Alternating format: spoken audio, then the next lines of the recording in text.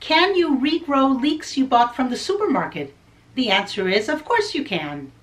In this video, I'll show you 3 different ways I regrew supermarket leeks and which ways worked and which ways didn't.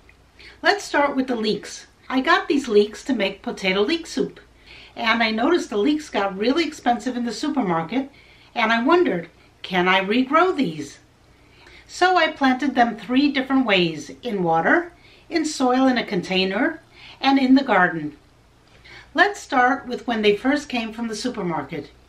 You can see these 2 supermarket leeks. One of them has almost no root system, and the other has a fully grown beard. I cut the hairy one at about 1 or 2 inches up, and then put it in a small cup of water.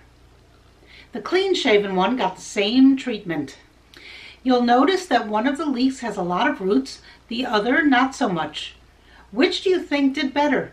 Well, for some reason, the leek with the root system did not grow as well as the one with barely any roots at all.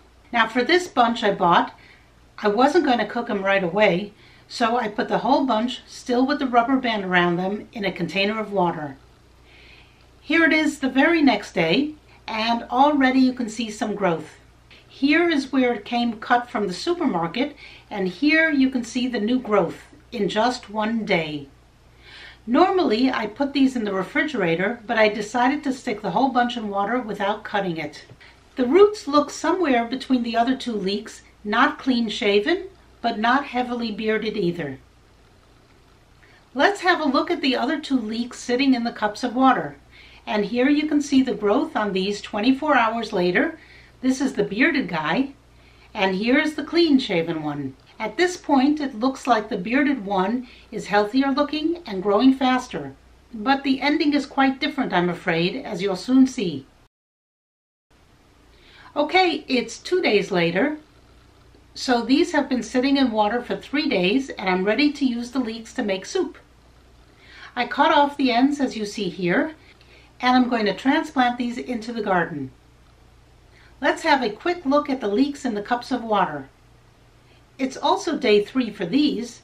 Here is the bearded one. By the way, I change the water on these every day. And here's the clean-shaven one. And it looks like it's starting to grow a few whiskers. Let's go out in the garden and plant the other bunch of leeks. Those paint stirrer sticks from Home Depot make it easy to label my plants.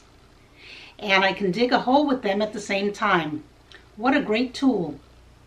So I planted 3 of the leeks from the supermarket into the garden and gave them a drink of water. And now we wait. Back in the house to check on the ones still in the cups of water. It is now day 5 and these leeks are still growing. Every day I toss out the water in the cup and give it some fresh water. Here it is 1 day after I planted these leeks in the garden, and there's some new growth on them, so it looks like they're going to be all right in their new home. Now it's 3 days after I planted these leeks into the garden, and they are showing even more growth. And here it is the next day, 4 days after I planted, and still more growth. Okay, now we are at 8 days after these were planted into the ground, and these are really growing quickly. And now we're at day 11, and wow, these really look nice. Let's fast forward 2 weeks later, and you can see how nicely the leeks are growing. I read online that it's a good idea to hill the leeks, that is to push the dirt up around the leeks as they're growing, and that way you get a nice white stalk. I didn't do that in the beginning, so I'll do that now, but next time I grow leeks, I will hill them to get that nice white stalk. And now I know why leeks are so full of dirt inside them. It's because the farmers push the dirt up around them as they're growing, so the dirt goes inside the leek. Hilling the leek is what blanches the stalk, and that part of the leek is the most tasty and desirable. If you are transplanting the leeks as seedlings, make sure to bury them as deep as possible, and that way you'll get a nice white stalk. I started these leeks from the supermarket cuttings, so I couldn't bury them deeply. But next year I'm planning to start them from seeds indoors, so I'll make sure to plant them deeply when I plant them out in the garden. Okay, let's go back in the house where the leeks are still sitting in cups. This is at the 1 week mark for the cups, and this one is the leek that did not have much of a root system. I called it the clean shaven one. and you can see it's actually growing quite nicely. And look at the nice roots that have developed in just 1 week. Now let's look at the leek that had a full beard, so to speak, and the roots don't look so nice. Okay, now it's 5 days later, so it's about 12 days since I cut the leeks and put them in water. And here you can see the one that started out with almost no root system. It has some nice looking roots. And here's the one that had a lot of hairy roots, and it's not growing much. It actually seems to have stopped growing. Very interesting. I would have thought the opposite. So now it's 2 weeks since I cut these leeks, and I'm going to transplant them, one into soil and one into a hydroponic solution. It was hard to decide which one to plant in which medium, since it's clear that one is doing much better than the other, but I decided to plant the healthier one in a small pot of soil and the not so good looking one in a jar of hydroponic solution. Here you have them replanted. This one is in a glass mason jar filled with Master Blend hydroponic solution. It will give the plant a nice healthy dose of nutrients, and this one is in potting soil. This is by no means meant to be a comparison. The plant in the soil is clearly healthier than the one in the hydroponic solution. One more thing, for those of you familiar with the hydroponic Kratky method, I covered the glass jar with aluminum foil to keep the light out and discourage algae from growing.